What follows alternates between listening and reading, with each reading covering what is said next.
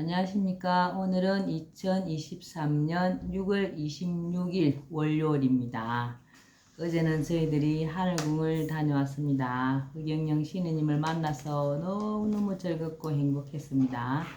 네, 오늘도 난세의 영웅 흑영령을 아십니까? 제1장을 읽어보겠습니다. 무엇이 포퓰리즘인가? 포퓰리즘은 대중의 인기를 얻어 자신의 목적을 달성하기 위해 비현실적인 정책을 내세우는 대중영합주의이다. 목적을 달성할 수 있는 현실적인 대책이 있는 방안에 포퓰리즘이라는 딱지를 붙이면 안 된다. 23페이지네요. 선진국, 대한민국에 사는 후진국 국민들. 나라는 선진국인데 국민들은 후진국이란 뜻이네요. 부자 나라에서 고통받는 사람들. 현재 우리나라의 경제 규모는 세계 10위권이며 국민 1인당 소득인 국민 총생산 GNP는 3만 불을 웃돈다. 세계에서 GNP가 1만 불 이상인 나라는 60여 개국에 불과하고 200여 개국은 1만 불이 채 되지 않으며 이 중 150여 개 나라는 5천 불도 채 되지 않는다. 우리나라 경제 수준이 얼마나 높은지 짐작할 수 있다. 그런데 우리 국민이 피부로 느끼는 경제 수준이 우리나라 경제 규모나 수준에 걸맞은 정도가 되고 있는지는 별개의 문제이다. 우리 국민이 느끼는 것과 우리 국가의 경제 규모 사이에 상당한 갭이 있는 것은 우리 국민이 더 잘 알고 있으리라 생각한다. 물론 일부 상류층에서는 국가 경제 수준 이상의 선진국 수준으로 생활하는 사람들도 있다. 그러나 중산층이나 서민들이 느끼는 체감 경제 수준은 거기에 훨씬 못 미치는 것이 현실이다. 우리 경제 수준에 맞는 생활 정도라면 내 집에 살면서 걱정 없이 아이를 낳아 교육시키고 문화생활도 즐길 정도 여유가 있어야 한다. 빚 걱정, 노후 걱정을 할 필요가 없고 자녀들 결혼시키는 것도 아무런 부담이 되지 않아야 한다. 그런데 지금은 부부가 나서서 돈을 벌어도 카드값에 아이들 학원비며 아파트 관리비, 공과금 내기도 바쁘고 은행빚이나 사채 갚는 돈까지 감당하느라 정신이 없다. 문화생활은커녕 일에 구속되어 마치 일하는 기계나 일의 노예처럼 사는 게 현재 우리 국민 대다수의 모습이다. 이러한 모습은 도저히 세계 경제 규모 10위국가 1인당 GNP 3만 불이 웃도는 나라에 사는 국민의 생활상이라고 할 수 없다. 예전에는 국가 자체가 가난해서 모든 국민이 보릿고개를 넘기는 생활을 한 적도 있었다. 그러나 이후 탁월한 지도자와 국민의 단결과 노력으로 국가가 한창 발전할 때는 열심히 일만 하면 집이 없는 상태에서도 금방 전셋집을 얻고 내 집 장만도 수월하게 할 수 있었다. 그리고 아이들을 교육시키는 것도 마음먹고 열심히 노력만 하면 얼마든지 가능했다. 청년 취업이 사회 문제가 될 정도로 어렵지 않았다. 그런데 지금은 어느 것 하나 수월한 것이 없다. 젊은이들이 학교를 졸업하고 사회에 나가려고 보면 사방이 꽉 막혀 출구가 보이지 않는다.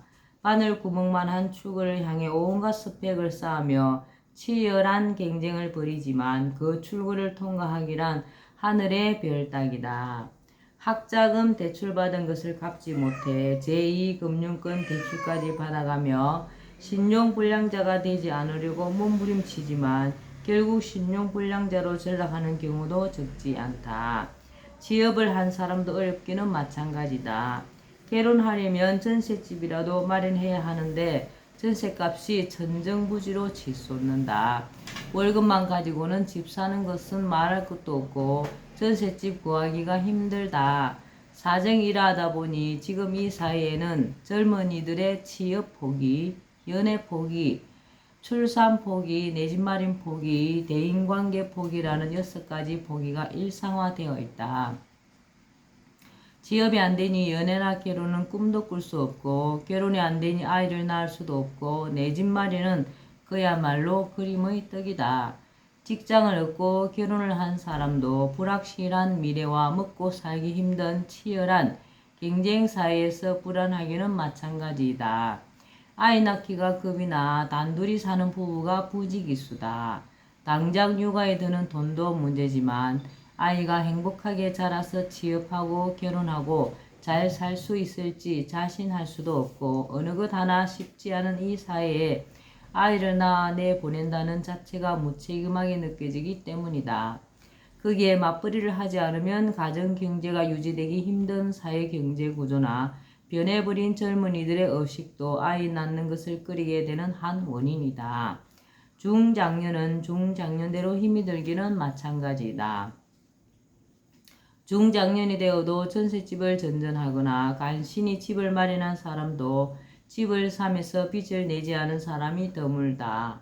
은행빚 이자며 아이들 과외비, 대학 등록금을 마련하기 위해 부부가 밤낮으로 일을 하는 경우도 적지 않다. 그러니 부모가 연로하여도 부양은 엄두조차 낼 수 없는 것이 현실이다.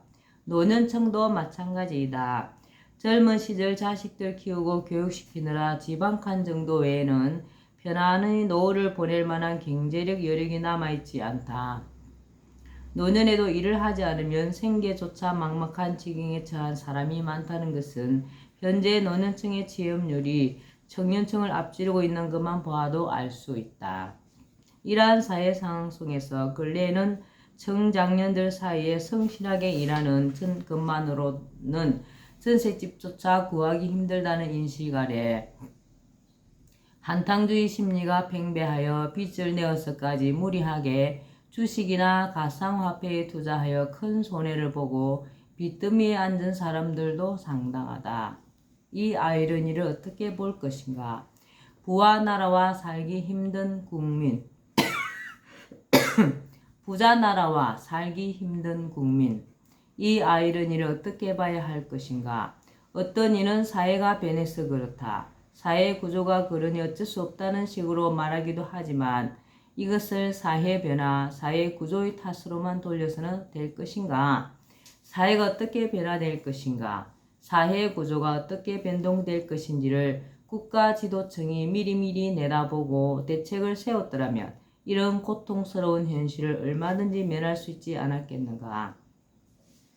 그 많은 국가의 부가 한쪽으로만 쏠리는 것을 막고 국가 예산의 누수나 낭비 없이 알뜰살뜰 살림살이하며 부가 국민 전체에 골고루 나눠질 수 있도록 정책을 세우고 추진해 나갔더라면 이런 엄청난 부자 나라에서 돈 때문에 고통받고 허덕이는 국민이라는 아이러니는 얼마든지 피할 수 있지 않았겠는가. 내가 정치혁명을 주장하고 정치인들을 질타하는 이유가 바로 여기에 있다. 네. 난세의 영웅 흑영령을 아십니까? 오늘은 여기까지 읽겠습니다. 오늘도 즐거운 하루 되시기 바랍니다. 감사합니다. 흑영령.